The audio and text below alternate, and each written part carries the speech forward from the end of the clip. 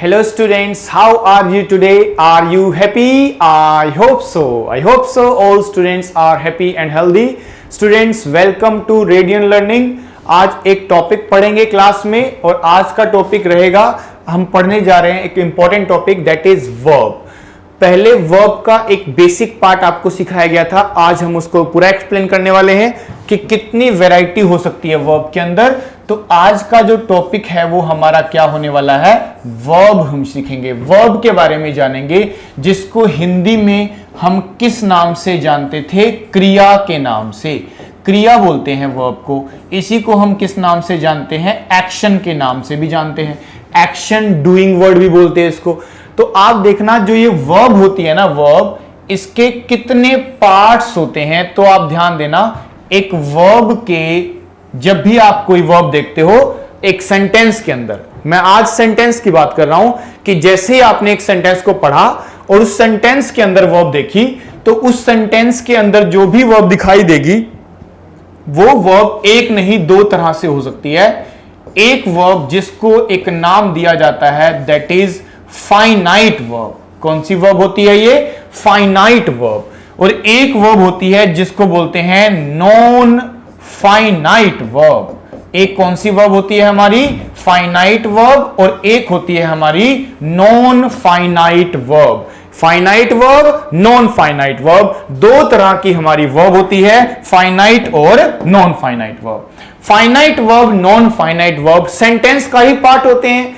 अब यही आज सीखना है कि दोनों में अंतर क्या है, कैसे आप पहचानोगे कि वो फाइनाइट है कि नॉन फाइनाइट है। क्योंकि आप जानते हो कि फाइनाइट के ऊपर भी क्वेश्चन एग्जाम में आते हैं और नॉन फाइनाइट वर्ब के ऊपर भी एग्जाम में क्वेश्चन आ जाते हैं। तो नॉन फाइनाइट का मतलब क्या होता है, देखो नॉन फाइनाइट को आप देखोगे ना बुक्स में, तो इसको एक और नाम से लिखा जाता है that is advance verb.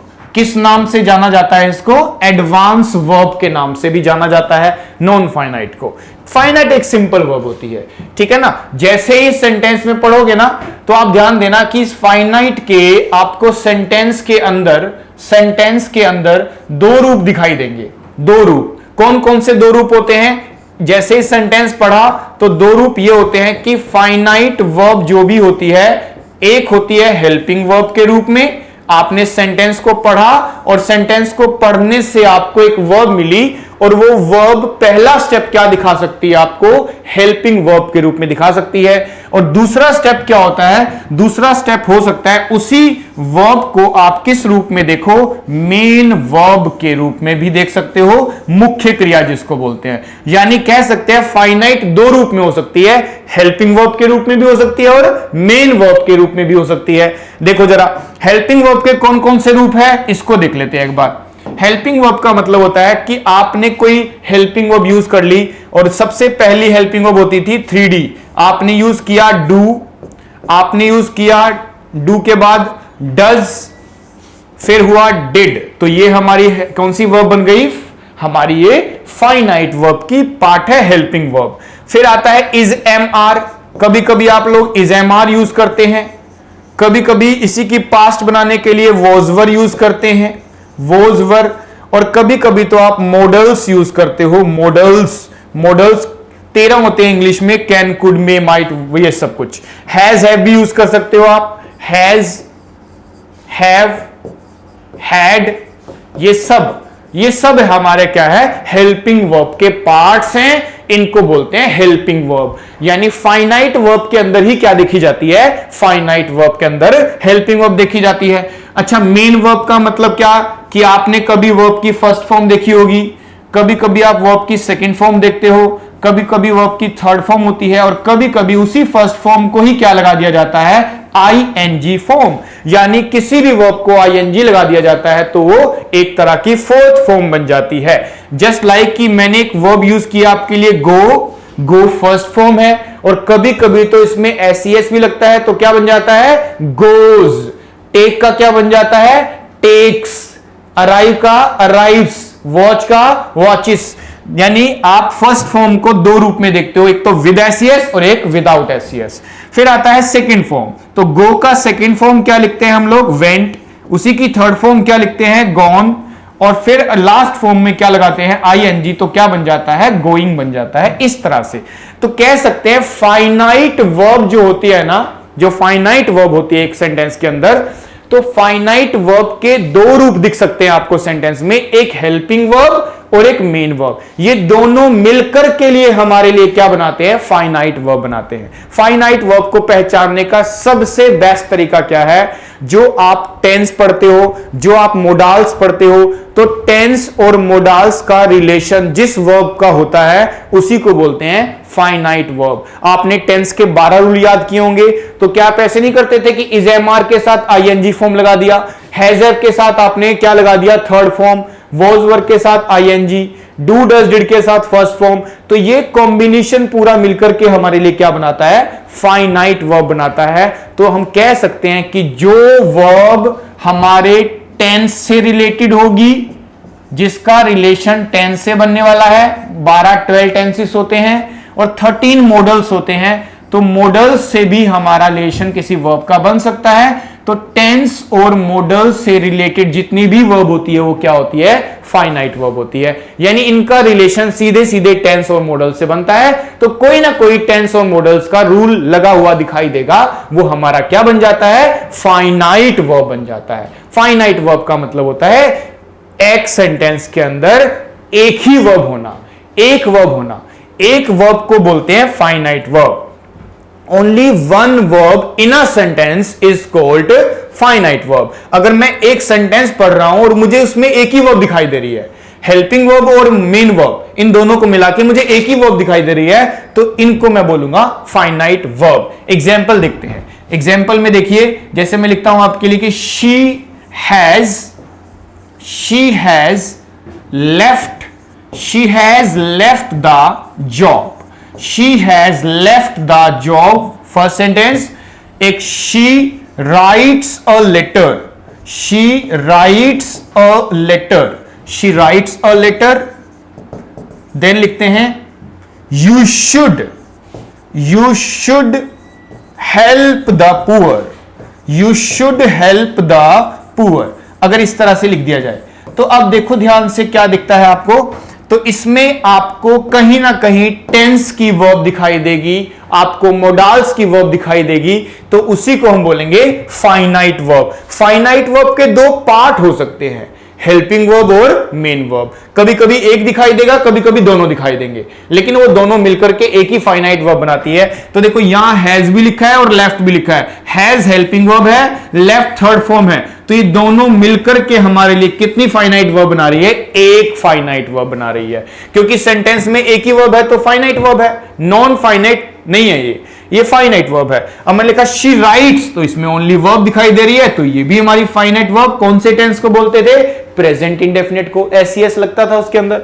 You should help, तो शुड मोडाल होता है और मोडाल के बाद हमेशा वर्ब की फर्स्ट फॉर्म ही आती है। इन दोनों को मिला के भी क्या बोला जा सकता है, ये फाइनाइट वर्ब है। तो फाइनाइट वर्ब का सीधा सीधा मतलब क्या बनता है कि जब सेंटेंस में एक ही वर्ब दिखाई देगी, ओनली सिंगल वर्ब, तो वो हमारी फाइनाइट वर्ब है और उसमें टेंस मोडाल्स के रूल लगे होंगे। आपको ध्यान देना है कि उसमें टेंस और मोडाल्स के रूल लगे हुए दिखाई देंगे आपको, उसको बोलेंगे फाइनाइट वर्ब। चलिए अब देखते हैं नॉन फाइनाइट के बारे में कि नॉन फाइनाइट क्या होता है। चलो एक वर्ब सेंटेंस में है फिर तो फाइनाइट है, लेकिन ऐसा थोड़ी ना किसी बुक में लिखा है कि एक सेंटेंस में एक ही वर्ब यूज कर सकते हो। एक सेंटेंस के अंदर आप नंबरलेस वर्ब यूज कर सकते हो, कितना भी बड़ा सेंटेंस को बना सकते हो। तो जब भी आपको एक से ज्यादा वर्ब लिखनी होती है सेंटेंस के अंदर, तो एक से ज्यादा वर्ब यानी more than one verb in a sentence, एक से ज्यादा वर्ब जब एक सेंटेंस में रखी जाती है उसी को क्या बोला जाता है, फाइनाइट। यानी एक तो फाइनाइट है, एक वर्ब तो फाइनाइट हो गई। अब एक के अलावा आप देखो 2 3 4 जितनी भी लिख रहे हो वो सब की सब क्या बन जाएगी हमारे लिए, नॉन फाइनाइट वर्ब। तो इसको बोलेंगे वन वर्ब। ये हमारी कितनी वर्ब दिखाई देगी आपको, एक वर्ब।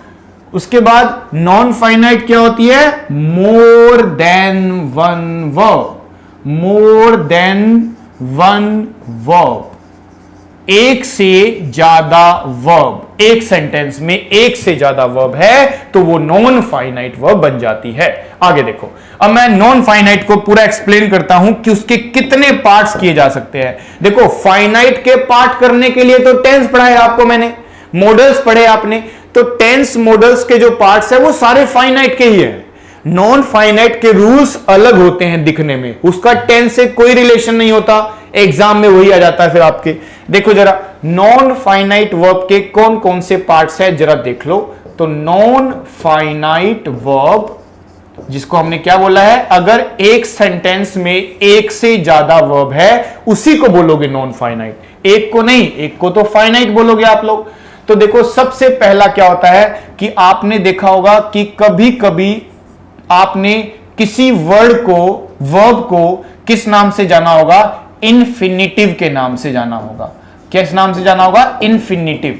तो इन्फिनिटिव क्या होता है, इन्फिनिटिव एक नॉन फाइनाइट वर्ब का पार्ट होता है। इन्फिनिटिव क्या है, ये इन्फिनिटिव। तो इन्फिनिटिव के कितने पार्ट्स आप देखते हो जो रूल्स में लिखे होते हैं, दिखने में कैसा लगेगा आपको, तो दो पार्ट में देखते होगे आप लोग इन्फिनिटिव को। पहला पार्ट क्या होता था, जिसको बोलते थे simple infinitive. Simple infinitive, simple infinitive का मतलब होता है कि जहां पर उसको दिखने में उसकी बॉडी कैसी लगेगी, टू प्लस वर्ब की first form, two plus verb की फर्स्ट फॉर्म। जहां जहां फर्स्ट फॉर्म से पहले क्या लिखा मिल जाएगा आपको, टू, उस बॉडी को हम क्या बोलेंगे, इन्फिनिटिव। पर कौन से वाला इन्फिनिटिव बोलेंगे, सिंपल इन्फिनिटिव। एक होता है bare infinitive. Bare infinitive, bare infinitive क्या होता है जी, तो बेयर इन्फिनिटिव का मतलब होता है कि उसमें फर्स्ट फॉर्म तो लिखी होगी पर उसमें टू नहीं लिखा होगा, सिर्फ और सिर्फ फर्स्ट फॉर्म लिखी हुई है, एक से ज्यादा है और उसमें सिर्फ फर्स्ट फॉर्म दिखाई दे रही है आपको, तो वो हमारे लिए क्या बन जाती है, वो हमारे लिए बन जाती है क्या, उसको बोलेंगे बेयर इन्फिनिटिव। एग्जाम्पल देता हूं, देखो दोनों के। तो मेरा कहने का मतलब एक पार्ट मुझे समझ में आया अभी, एक पार्ट, तीन पार्ट इसके होते हैं, तो एक पार्ट क्या बना, इन्फिनिटिव। और इन्फिनिटिव दो तरह से हो सकते हैं, simple infinitive, bare infinitive. Exam में कैसा क्वेश्चन आएगा, तो जहां लगाना था सिंपल इन्फिनिटिव वहां लिखा हुआ है बेयर इन्फिनिटिव, जहां लगाना था बेयर इन्फिनिटिव वहां लिखा हुआ है सिंपल इन्फिनिटिव। ऐसे क्वेश्चन एग्जाम में देखेंगे हम, ठीक है जी। और देखो, जैसे मैं एग्जाम्पल लेता हूं, मुझे लिखना है आई वॉन्ट, आई वॉन्ट, और एक सेंटेंस मुझे लिखना है आई गो, आई गो। अब बच्चे कह रहे सर ये तो दो सेंटेंस हो गए, सब में एक एक वर्ब है, तो ये फाइनाइट फाइनाइट है, लेकिन मैं चाहूं तो इन दोनों को एक भी तो बना सकता हूं। इन दोनों सेंटेंसों को एक बनाने के लिए मैं क्या लिखूंगा, I want to go, I want to go. अब देखो, वॉन्ट एक वर्ब मिली हमें और ये टेंस की वर्ब है, प्रेजेंट इंडेफिनिट टेंस की वर्ब है। अलग से क्या लिखा हुआ है दूसरी वर्ब में, to plus first form. To plus first form क्या होता है, इन्फिनिटिव। कौन सा इन्फिनिटिव है ये, बच्चे कह रहे सर ये सिंपल इन्फिनिटिव है, क्योंकि इसमें तो आपने सिर्फ क्या यूज किया है, टू। इसमें टू ना लगा होता तो क्या होता, ये हमारा बन जाता बेयर इन्फिनिटिव। आपने देखा होगा कभी कभी सेंटेंस की शुरुआत हम ना लेट वर्ब से करते हैं। लेट वर्ब, लेट भी तो एक वर्ब होती है, लेट एक वर्ब होती है। जैसे मैंने लिखा आपके लिए, लेट मी टीच फर्स्ट, मुझे पहले पढ़ाने दो। लेट मी टीच फर्स्ट, मुझे पहले पढ़ाने दो। तो देखो, लेट भी वर्ब है, टीच भी वर्ब है, टेंस की वर्ब कौन सी मानी जाएगी, बच्चे कर सर जो पहले नंबर पे वर्ब आ रही है ना वो टेंस की वर्ब है। ऐसे सेंटेंसेस को हम जानते थे कौन से नाम से, इंपेरेटिव सेंटेंस के नाम से। तो इंपेरेटिव सेंटेंस लेट से शुरू होता है। अब देखो, लेट एक ऐसी वर्ब है जो कहती है कि उसके बाद जब दो दूसरी वर्ब आएगी ना तो वो सिंपल इन्फिनिटिव नहीं होना चाहिए, बेयर इन्फिनिटिव होना चाहिए। इसीलिए हमेशा फर्स्ट फॉर्म लिखी होती है। ऐसा लिखना गलत हो जाएगा, let me to teach first. देखो, ऊपर तो हमने टू लगाया था, नीचे क्यों नहीं लगाया, क्योंकि लेट वर्ब कहती है कि मेरे बाद अगर दूसरी वर्ब आएगी जो कि नॉन फाइनाइट मानी जाएगी, उसकी बॉडी दिखने में ऐसी लगनी चाहिए फर्स्ट फॉर्म की तरह, टू नहीं होना चाहिए उसके अंदर। तो लेट मी टू टीच गलत है, लेट मी टीच सही है। ऐसे ही आई वॉन्ट टू गो सही है, आई वॉन्ट गो गलत है, क्योंकि वॉन्ट एक ऐसी वर्ब है जो कहता है कि मेरे साथ आने वाली वर्ब अगर एक से ज्यादा लिखनी है तो केवल सिंपल इंफिनिटिव में होने चाहिए, आपको टू प्लस फर्स्ट फॉर्म लगाना चाहिए, इसीलिए इसमें लिखा जाता है टू गो। हमें यही स्टडी करनी है कि कौन कौन सी वर्ब ऐसे हो सकती है जिसमें टू प्लस फर्स्ट फॉर्म लगाते हैं, कौन कौन सी ऐसी वर्ब हो सकती है जिसमें हम बेयर इंफिनिटिव वाला वर्ब यूज करते हैं विदाउट टू। ये ध्यान रखना है, ठीक है जी, इस तरह से चलना है आपको। चलिए तो फिर से आप ध्यान दें कि पहला पार्ट सिखा दिया आपको, इंफिनिटिव होता है। अब दूसरा पार्ट देखते हैं क्या होगा। तो देखो दूसरा पार्ट जो होता है ना, उसको हम किस नाम से जानते हैं? जीरेंड के नाम से। जीरेंड, आपने जरूर जीरेंड का नाम सुना होगा। तो जीरेंड क्या होता है? जीरेंड भी एक तरह की वर्ब है, पर वो एक से ज्यादा वर्ब है। एक वर्ब है तो फाइनाइट वर्ब है, उसको तो जीरेंड बोल ही नहीं सकते आप, लेकिन आपको दिख रहा है कि एक से ज्यादा वर्ब यूज की गई है सेंटेंस के अंदर। तो जब एक से ज्यादा वर्ब है तो उसको हम बोलेंगे नॉन फाइनाइट, और नॉन फाइनाइट का ही एक पार्ट क्या होता है? जीरेंड, जो दिखने में कैसा लगता है आपको? आईएनजी फॉर्म की तरह, V1 प्लस आईएनजी फॉर्म की तरह जो दिखेगा उसको क्या बोला जाएगा? जीरेंड। अब बच्चे कह रहे सर ये तो प्रेजेंट कॉन्टिन्यूअस टेंस में भी होता है। हाँ बिल्कुल होता है। तो कह रहे उसको तो फाइनाइट वर्ब बोल दोगे फिर आप? नहीं, जब कॉन्टिन्यूअस टेंस होता है ना तो आईएनजी फॉर्म से पहले आप इजेमार लगाते हो, वॉज वर लगाते हो, तब वो टेंस बन जाता है। लेकिन अगर सिर्फ आईएनजी लिखा हुआ है, उसमें आपने देखा कोई बी का फॉर्म नहीं, कोई इजेमार नहीं, कोई वॉज वर नहीं लिखा है, तो वो जीरेंड बन जाएगा। एग्जाम्पल देखिए, जैसे मैंने लिखा avoid, avoid drinking, avoid drinking, avoid smoking, इस तरह से। तो ये देखो ड्रिंकिंग, स्मोकिंग, ये लिख रहा हूं मैं, तो ये आईएनजी फॉर्म है। पहले एक वर्ब आया है अवॉइड करना, अवॉइड भी तो एक वर्ब होती है टेंस की फर्स्ट फॉर्म। लेकिन दूसरी वर्ब क्या लिखा मैंने? ड्रिंक, और इसको क्या लगाया? Drinking.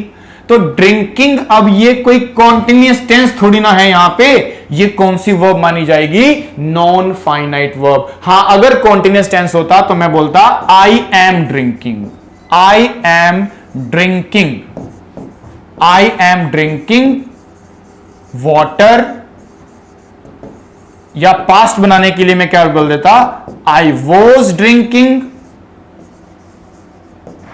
I was drinking water, इस तरह से भी लिख सकता था मैं तो कहीं ना कहीं ड्रिंकिंग और ये जो लिखा है इससे पहले इजेमार का आना और वोजवर का आना, ये बताता है कि ये टेंस की वर्ब है, नॉन फाइनाइट वर्ब नहीं है। ये नॉन फाइनाइट नहीं, ये हेल्पिंग वर्ब, ये मेन वर्ब, ये दोनों मिलकर के हमारे लिए क्या बना रहे हैं? टेंस की वर्ब, और टेंस की वर्ब को ही तो बोलते हैं फाइनाइट वर्ब। नॉन फाइनाइट तो इसमें है ही नहीं, एक से ज्यादा तो इसमें है नहीं, क्योंकि नॉन फाइनाइट तब तक नहीं माना जाता जब तक कि उसमें सेंटेंस के अंदर एक से ज्यादा वर्ब ना हो, इसीलिए इसको बोलेंगे फाइनाइट वर्ब। ऊपर वाली नॉन फाइनाइट क्यों है? क्योंकि अवॉइड पहले से लिखा हुआ है और ड्रिंकिंग में बी का फॉर्म नहीं लिखा हुआ, इजेमार नहीं, वोजवर नहीं, बी नहीं, इसीलिए हम इसको बोलेंगे ये एक नॉन फाइनाइट वर्ब है। तो दूसरा पार्ट हो गया हमारा, ठीक है ना। तो दो पार्ट कौन कौन से हुए अभी? एक इन्फिनिटिव होता है, एक जीरेंड होता है। इन्फिनिटिव दिखने में दो तरह से दिखाई देगा, simple infinitive, bare infinitive. Simple to plus first form, bare होता है फर्स्ट फॉर्म। फिर आता है जीरेंड, जीरेंड को ही हम आईएनजी फॉर्म बोलते हैं, जो कि एग्जाम्स में काफी देखने को मिलती है। कुछ वर्ब की लिस्ट के साथ याद कर लेंगे जहां जहां इसको फॉलो करते हैं, ठीक है जी। आगे देखो नेक्स्ट स्टेप क्या है अब इसका। नेक्स्ट में आपने देखा इन्फिनिटिव है, जीरेंड है, और एक होता है जिसको बोलते हैं पार्टिसिपल। क्या बोल दिया जाता है इसको? पार्टिसिपल। तो पार्टिसिपल जो होता है ना, वो तीन तरह का होता है। जैसे जीरेंड एक ही तरह का है लेकिन इन्फिनिटिव दो तरह के हैं, तो ऐसे ही पार्टिसिपल जो है वो तीन अलग अलग तरीके से आपको दिखाई देता है, तीन अलग अलग से। एक होता है प्रेजेंट पार्टिसिपल, एक क्या होता है आपका? प्रेजेंट पार्टिसिपल, एक बनता है पास्ट पार्टिसिपल, और एक बन जाता है आपका फ्यूचर नहीं, perfect participle. Perfect participle, participle के तीन पार्ट होते हैं, प्रेजेंट पार्टिसिपल, पास्ट पार्टिसिपल और परफेक्ट पार्टिसिपल। अब ये दिखने में कैसे लगेंगे, इनकी बॉडी दिखने में कैसी लगती है? तो प्रेजेंट पार्टिसिपल जो होता है वो हमेशा आपको ing की तरह दिखाई देगा, V1 प्लस ing। अब बच्चे कह रहे सर फिर तो ये जीरेंड से टकराएगा, क्योंकि जीरेंड की बॉडी भी तो ing की तरह दिख रही है, इसको भी अगर ing बोलोगे तो दोनों में फर्क क्या है? देखो जीरेंड और पार्टिसिपल में फर्क होता है कि जीरेंड एक नाउन की तरह काम करता है, अकेले आता है, लेकिन जब भी हम एक पार्टिसिपल प्रेजेंट को यूज करते हैं वो एक एडजेक्टिव की तरह काम करता है, और एडजेक्टिव होने की वजह से हमें इसके बाद क्या लिखना पड़ता है? अलग से एक नाउन लिखना पड़ता है। तो जब भी कभी नाउन से पहले ing फॉर्म लिखी होती है तो वो बन जाता है हमारा प्रेजेंट पार्टिसिपल। ठीक है, प्रेजेंट पार्टिसिपल उसको मान लिया जाता है जब जब क्या लिखा होता है? ing फॉर्म के बाद नाउन लिखा होगा तब। ठीक है, पास्ट पार्टिसिपल, पास्ट पार्टिसिपल भी ऐसे ही होगा, इसकी बॉडी सबसे अलग होती है, V3 के रूप में दिखती है, V3। अब बच्चे कह रहे सर V3 तो प्रेजेंट परफेक्ट टेंस भी होता है, लेकिन उससे पहले हैज हैव दिखाई देगा आपको। भाई अगर आप थर्ड फॉर्म यूज कर रहे हो, ing फॉर्म यूज कर रहे हो, तो अकेले थोड़ी ना आएगी, उससे पहले is am are, was were, has have had, कुछ ना कुछ तो आएगा ना। लेकिन आप ध्यान देना, अगर अकेला ing आया तो जीरेंड है, अकेला थर्ड फॉर्म आया तो पास्ट पार्टिसिपल बन जाता है। कभी कभी लिखा होता है ब्रोकन, आप लिखते हो ब्रोकन बैट, तो ब्रोकन क्या है? थर्ड फॉर्म है, लेकिन बैट से पहले लिखी हुई है तो पास्ट पार्टिसिपल है। आपने बोला स्पोकन इंग्लिश, स्पोकन कहां लिखा? इंग्लिश से पहले, तो वो क्या बन गया आपका? Past participle. स्पीकिंग इंग्लिश क्या बन गया? Present participle. फिर आता है परफेक्ट, परफेक्ट किसको बोलोगे? परफेक्ट का मतलब होता है जब आप यूज करते हो एक हैव की फॉर्म को ing, हैविंग, और उसके साथ वर्ब की कौन सी फॉर्म यूज कर लेते हो? Third form. Having plus third form जब भी यूज किया जाता है ना तो उसको बोल दिया जाता है परफेक्ट पार्टिसिपल। परफेक्ट पार्टिसिपल का मतलब क्या? परफेक्ट पार्टिसिपल का मतलब हैविंग प्लस वर्ब की थर्ड फॉर्म बोलते हैं उसको। ठीक है ना? तो ये देखो सारी बॉडीज जितनी नॉन फाइनाइट की थी वो हमने बताई, ये टेंस की बॉडीज नहीं है। टेंस की बॉडीज किसकी बनती है? हमेशा फाइनाइट वर्ब की। चलो तो मैं कुछ क्वेश्चंस लिखता हूं आपके लिए, आप उसमें से क्या काम करेंगे? आपको ना उसमें से देखना है पहले फाइनाइट कौन सी है और नॉन फाइनाइट कौन सी है। ठीक है ना? फाइनाइट को हम क्या कर सकते हैं? सर्कल कर देंगे, नॉन फाइनाइट को हम क्या कर देंगे? अंडरलाइन कर देंगे। ठीक है, और आपको बताना फिर ये होगा, आप कॉपी पे लिखेंगे इसको, नोटबुक पे ध्यान से, कि जो नॉन फाइनाइट है, देखो फाइनाइट के तो पार्ट्स नहीं है, लेकिन नॉन फाइनाइट जो भी होगी उसका कौन सा पार्ट दिखाई दिया आपको? Simple infinitive, bare infinitive, gerund है, present participle, past participle, perfect participle, जो आपको दिखाई देगा वो बताएंगे आप मुझे। ठीक है जी, चलो मेरे साथ साथ कुछ क्वेश्चंस को नोट करो और बड़े केयरफुली इनको बनाना। फर्स्ट क्वेश्चन लिखिए कि माई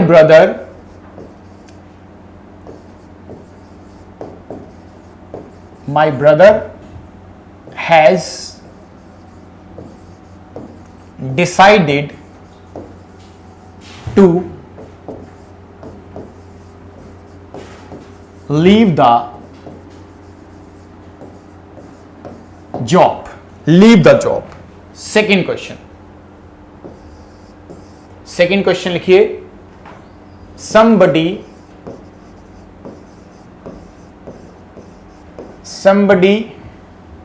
wants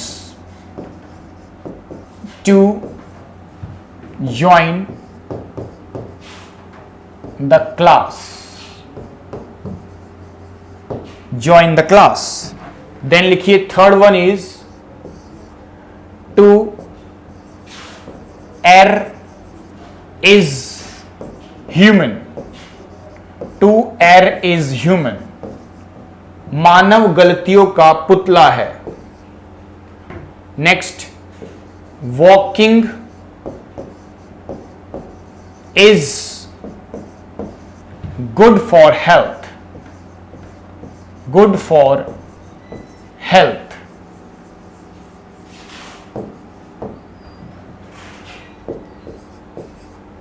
then in the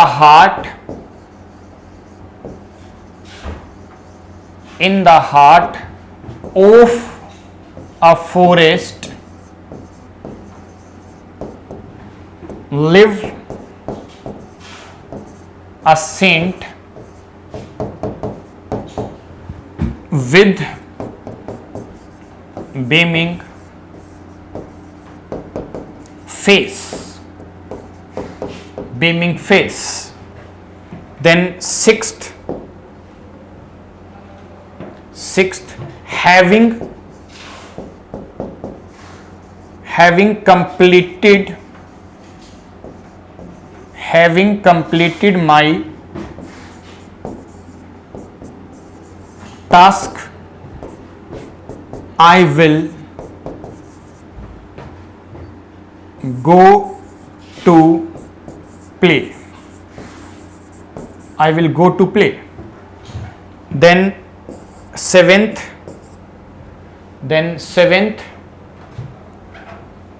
let her sing a song.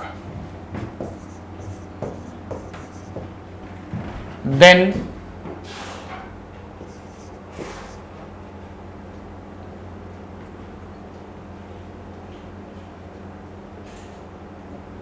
while walking along the road,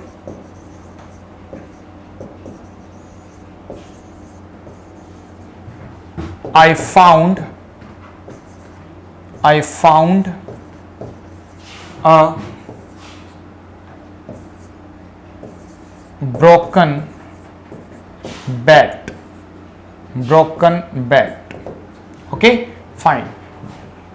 make these questions. अब बनाइए इन क्वेश्चंस को. किस तरह से बनाएंगे आपको क्या काम करना है बता दिया है आपको कि जो आपको लगता है फाइनाइट वर्ब उसको सर्कल करेंगे पहले. एक वर्ब को फाइनाइट वर्ब बोलते हैं और अगर जो एक से ज्यादा दिखाई देती है वो नॉन फाइनाइट है. और उस नॉन फाइनाइट वर्ब को आपको क्या करना है, अंडरलाइन. और उस अंडरलाइन के नीचे लिखना है कि वो कौन से पार्ट से आया है, कौन सी फैमिली से आया है, ताकि आप उसको बाद में क्वेश्चंस में भी यूज कर पाओ कि वो गलत है कि सही है. नहीं तो आप सोचो, आपको जब भी सेंटेंस में आईएनजी फॉर्म दिखता था ना, आप हमेशा उसको क्या बोलते थे कि वो कॉन्टिन्यूअस टेंस है ना. जब आप हमेशा देखते थे थर्ड फॉर्म लिखी है तो आप हमेशा उसको परफेक्ट टेंस मानते थे. अब आप समझ पा रहे हो कि ऐसा नहीं है, कि कभी कभी वो नॉन फाइनाइट वर्ब हो सकती है थर्ड फॉर्म आईएनजी, तो उसका टेंस से कोई रिलेशन नहीं होता. ठीक है ना. हाँ, थर्ड फॉर्म से पहले हैज हैव लिखा है तो वो टेंस है. आईएनजी से पहले बी की कोई फॉर्म लिखी है, is am are was were, तो वो टेंस है. अकेला आईएनजी, अकेला थर्ड फॉर्म हमारा क्या बन जाता है, ये हमारा नॉन फाइनाइट वर्ब बन जाता है. चलिए तो सबसे पहले देखते हैं कि इसके अंदर हमारी फाइनाइट वर्ब कौन सी है. तो फाइनाइट वर्ब के दो रूप दिखाई देते हैं हम कभी कभी, एक हेल्पिंग वर्ब और एक मेन वर्ब. तो हैज डिसाइडेड कौन सा टेंस है, आप कह रहे सर ये प्रेजेंट परफेक्ट टेंस है. और प्रेजेंट परफेक्ट क्योंकि टेंस है, टेंस के रूल को ही फाइनाइट वर्ब बोलते हैं. तो ये हमारी हेल्पिंग वर्ब लिखी हुई है और ये हमारी वर्ब लिखी हुई है. दोनों ने मिलकर हमारे लिए क्या बना दिया, फाइनाइट वर्ब बना दिया. फाइनाइट वर्ब मिल गई. अब बताओ इसके अलावा जितनी भी फॉर्म दिख रही है ना वो सब नॉन फाइनाइट है. बच्चे कह रहे सर इसमें लीव लिखा हुआ है वर्ब, लेकिन लीव नहीं, क्या लिखा हुआ है देखो, टू लीव. टू लीव और टू प्लस फर्स्ट फॉर्म को हम क्या बोलते थे, सिंपल इंफिनिटिव. यानी ये नॉन फाइनाइट तो है ही है, साथ में ही कौन सा पार्ट बना, सिंपल इंफिनिटिव है ये मेरा, सिंपल इंफिनिटिव. फिर आता है somebody wants to join the class. बच्चे कह रहे सर wants में SES लगा हुआ है और SES केवल प्रेजेंट इंडेफिनिट टेंस में लगता है. तो ये फर्स्ट फॉर्म जो wants लगी है, हेल्पिंग वर्ब तो नहीं है इसके अंदर, पर हमारी वर्ब भी तो क्या बना सकती है हमारे लिए, फाइनाइट वर्ब. तो फाइनाइट वर्ब हमारी बन गई. ठीक है जी, ये फाइनाइट वर्ब है. अब नॉन फाइनाइट क्या है, लिखा है टू ज्वाइन. टू ज्वाइन तो फिर से हमें क्या मिला, सिंपल इंफिनिटिव. फिर से हमें क्या बना, सिंपल इंफिनिटिव हमें फिर से मिल गया. ये भी सिंपल इंफिनिटिव है. टू प्लस फर्स्ट फॉर्म को सिंपल इंफिनिटिव. बहुत इंपॉर्टेंट चीज है, देखो बेसिक जरूर स्ट्रॉन्ग करो पहले पढ़ने से. अब भाई क्वेश्चन प्रैक्टिस करने से पहले बेसिक भी तो पता हो कि किसको फाइनाइट बोलेंगे, किसको नॉन फाइनाइट, क्योंकि आपका सेंटेंस तो फाइनाइट नॉन फाइनाइट दोनों वर्ब से बनता है. ठीक है ना, इसीलिए तो एग्जाम में आता है कि टू एर इज ह्यूमन. देखो एग्जाम में ऐसा आएगा ना कि जहां लिखना था जीरेंड वहां लिखा होगा क्या, इन्फिनेटिव, और जहां इन्फिनेटिव लिखा होगा, लिखना चाहिए था, वहां आपका क्या लिखा हो सकता है, जिरेंड। इसी को हम मैच करना सीखेंगे बाद में, लेकिन अभी हम सीख रहे हैं कि पहचानना आ जाए पहले। देखो टू एर इज ह्यूमन, तो इज हमारी हेल्पिंग वर्ब होती है और इसके बाद कोई वर्ब नहीं है, तो इसका मतलब ये खुद ही क्या है मेरे लिए, एक फाइनाइट वर्ब है, टेंस प्रेजेंट है ये। लेकिन देखो यहां लिखा है to plus first form to err, err भी एक वर्ब होती है जिसकी सेकंड फॉर्म ईडी से बनती है, एरिड, और आप एर से ही बनाते हो एरर, फाइंडिंग एरर होता है ना, तो एरर से बनता है एरर, और एरर नाउन बन जाता है। तो ये टू प्लस फर्स्ट फॉर्म बन गया, और टू प्लस फर्स्ट फॉर्म को ही बोलते हैं सिंपल इन्फिनेटिव। क्या बोलते हैं, सिंपल इन्फिनेटिव बोलते हैं। Walking is good for health आ गया, तो इज लिखा है पहले यहां पे इज, और इससे पहले अब आईएनजी फॉर्म आ गया, देखो आईएनजी फॉर्म, और हम जानते हैं आईएनजी फॉर्म क्या होता है। देखो इसके बाद अगर आईएनजी फॉर्म होती ना, बी के बाद, वो टेंस होता, लेकिन इससे पहले आया तो इसका मतलब टेंस नहीं, ये एक अपने आप में नॉन फाइनाइट वर्ब है, और इस नॉन फाइनाइट वर्ब को क्या नाम दोगे आप, इसको नाम देना जिरेंड है। ये क्या माना जाएगा, जिरेंड, क्योंकि इसके साथ नाउन नहीं लिखा हुआ, इसके साथ कोई नाउन नहीं लिखा हुआ, तो पार्टिसिपल मत बोलना इसको जिरेंड बोलेंगे। आईएनजी फॉर्म अकेली लिखी हो तो जिरेंड बन जाती है, नाउन के साथ लिखी हो तो वो पार्टिसिपल बन जाती है, present. In the heart of a forest lives आ गया, तो यहां देखो क्या लिखा हुआ है, लिव्स, लिव्स लिखा है, और ये लिव्स क्या है जी, बच्चे कह रहे सर लिव्स तो प्रेजेंट इंडेफिनिट की वर्ब है, प्रेजेंट इंडेफिनिट, अगर ये प्रेजेंट इंडेफिनिट है तो ये तो टेंस की वर्ब निकली, और कौन सी वर्ब है इसमें, कह रहे सर दूर दूर तक कोई वर्ब नहीं दिखाई देती है, पर आगे जाके लिखा है बीमिंग फेस, मुस्कुराता हुआ चेहरा, और ये बेमिंग जो लिखा हुआ है आईएनजी लगा हुआ है और फेस भी लिखा है, तो बताओ ये जिरेंड बनेगा कि पार्टिसिपल बनेगा, इसी को बोलेंगे प्रेजेंट पार्टिसिपल। आईएनजी फॉर्म है, नाउन के साथ है, तो इसको बोल दिया जाएगा प्रेजेंट पार्टिसिपल।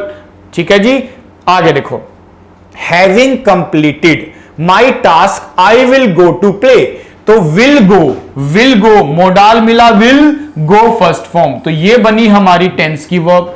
ठीक है, इसको क्या बोल दिया जाएगा, इसको हम बोलेंगे टेंस की वर्ब को फाइनाइट वर्ब बोलेंगे। फिर उसके बाद क्या लिखा है, देखो दो वर्ब और भी दिखाई दे रही, क्योंकि एक सेंटेंस में कितनी भी वर्ब लिख सकते हो आप। इस बार दो वर्ब क्या है, एक तो लिखा है हैविंग कंप्लीटेड और एक लिखा है टू प्ले। तो टू प्ले तो आप जान गए होंगे कि क्या है, इन्फिनेटिव है, और कौन सा इन्फिनेटिव है ये है सिंपल इन्फिनेटिव, इसको बोलेंगे सिंपल इन्फिनेटिव। और यहां पे भी लिखा है हैविंग कंप्लीटेड, और अभी अभी आपने पढ़ा है हैविंग कंप्लीटेड क्या होता है, यानी हैविंग प्लस थर्ड फॉर्म। देखो लिखा है हैविंग प्लस थर्ड फॉर्म कौन सा होता है, पार्टिसिपल, और कौन सा पार्टिसिपल होता है ये, पास्ट पार्टिसिपल नहीं, परफेक्ट पार्टिसिपल होता है, परफेक्ट पार्टिसिपल होता है हैविंग प्लस वर्ब की थर्ड फॉर्म। तो ये बना हमारा परफेक्ट पार्टिसिपल, परफेक्ट पार्टिसिपल बना, और वो बना हमारा to play infinitive. Will go finite verb है, क्योंकि एक वर्ब को ही फाइनाइट वर्ब बोलते हैं। ठीक है जी, आगे देखो, let her sing a song, अगर वर्ब की फर्स्ट फॉर्म से ही सेंटेंस शुरू हो जाता है तो ये इंपेरेटिव होता है, टेंस का है ये फर्स्ट फॉर्म। लेट एक वर्ब है टेंस की, लेकिन देखो आगे लिखा है एक और वर्ब सिंग। अब देखो ना तो इसमें टू लगा है, ना ईडी लगा है, ना ईएनजी लगा है, तो ये तो बेयर इन्फिनेटिव है। अगर फर्स्ट फॉर्म बिना टू के आती है तो वो क्या बन जाती है, बेयर इन्फिनेटिव। तो यहां इसको बोल दिया जाएगा बेयर इन्फिनेटिव। ये क्या बन गया मेरा, बेयर इन्फिनेटिव। तो लेट वर्ब है, फाइनाइट है, सिंग क्या है, बेयर इन्फिनेटिव है।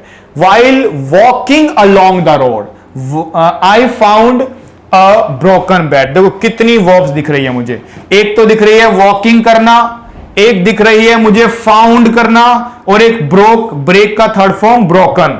अब ब्रोकन के साथ तो बैट भी लिखा हुआ है, आप जान चुके हो कि पास्ट पार्टिसिपल क्या होता है, थर्ड फॉर्म को बोलते हैं। तो थर्ड फॉर्म लिखा है इसके अंदर, तो इसका मतलब ये तो मिल गया मुझे past participle, broken bat. Broken तो क्या मिला, पास्ट पार्टिसिपल। हाँ, फाउंड पास्ट टेंस की वर्ब है, सेकंड फॉर्म लिखी हुई है, तो ये टेंस की वर्ब है। आई फाउंड यानी पास्ट इंडेफिनिट टेंस, फाइंड की सेकंड फॉर्म, और ब्रोकन बैट हो गई नॉन फाइनाइट वर्ब, कौन सा पार्ट है वो? Past participle. वॉकिंग लिखा है अकेला आईएनजी, और आईएनजी को ही बोलते हैं जिरेंड, और ये मेरा क्या बन जाता है? जिरेंड बोलते हैं इसको, जिरेंड। ठीक है ना, इस तरह से। तो देखो इस तरह से आप ढूंढते हैं कि एक वर्ब फाइनाइट है कि नॉन फाइनाइट। तो आज की क्लास में देखें तो हमने क्या सीखा? वर्ब के बारे में जाना कि एक सेंटेंस को जब बनाते हैं, लिखते हैं, देखते हैं तो उसमें दो तरह की वर्ब दिखाई देगी आपको। एक फाइनाइट वर्ब दिखाई देगी और एक नॉन फाइनाइट वर्ब दिखाई देगी। फाइनाइट वर्ब कौन सी होती है? टेंस की वर्ब, मोडाल्स की वर्ब जो एक होती है सेंटेंस में। नॉन फाइनाइट एक से ज्यादा होती है, एडवांस वर्ब भी बोलते हैं उसको। फाइनाइट वर्ब हेल्पिंग वर्ब भी लेती है, वर्ब भी लेती है। दोनों का कॉम्बिनेशन भी हो सकता है या दोनों में से एक भी हो सकता है। ठीक है, कभी कभी इजेमार अकेला लिखा मिलेगा तो कभी कभी फर्स्ट फॉर्म अकेली लिखी मिलेगी, लेकिन दोनों का कॉम्बिनेशन भी हो सकता है, तो वो फाइनाइट वर्ब होती है। ठीक है, फिर नॉन फाइनाइट का क्या है कि आप देखोगे कि नॉन फाइनाइट के पार्ट्स होते हैं अलग, टेंस से कोई संबंध नहीं होता उनका। नॉन फाइनाइट इंफिनिटिव हो सकता है, जिरेंड हो सकता है, पार्टिसिपल हो सकता है। तो इंफिनिटिव सिंपल और बेयर होता है, जिरेंड आईएनजी को बोलते हैं, पार्टिसिपल प्रेजेंट, पास्ट और परफेक्ट तीन तरह से हो सकता है। फिर हमने देखा किस तरह से इसको ढूंढेंगे, इसकी प्रैक्टिस कर ली। ठीक है ना, तो इस तरह से चलना पड़ेगा, बड़े ध्यान से सीखना क्योंकि यहां से क्वेश्चन एग्जाम्स में आ जाते हैं। ठीक है जी, तो वर्ब का कंफ्यूजन अब आपका काफी हद तक ठीक हो गया होगा। एक बार फिर से वीडियो को देख लेना अगर ना समझ में आया हो तो, और कोई डाउट होगा तो कमेंट सेक्शन में आप डाल सकते हो। अगर वीडियोस आपको अच्छी लगती है तो अपने फ्रेंड सर्कल में इन वीडियोस को शेयर कीजिए। आपका शेयर करने से किसी का बेनिफिट होगा, उसका कोई डाउट होगा या कहीं तैयारी नहीं कर पा रहा अच्छे से तो उसको यहां चैनल से बेनिफिट मिलेगा। ठीक है जी, इस तरह से आज की क्लास इतना ही करते हैं। See you in the next class.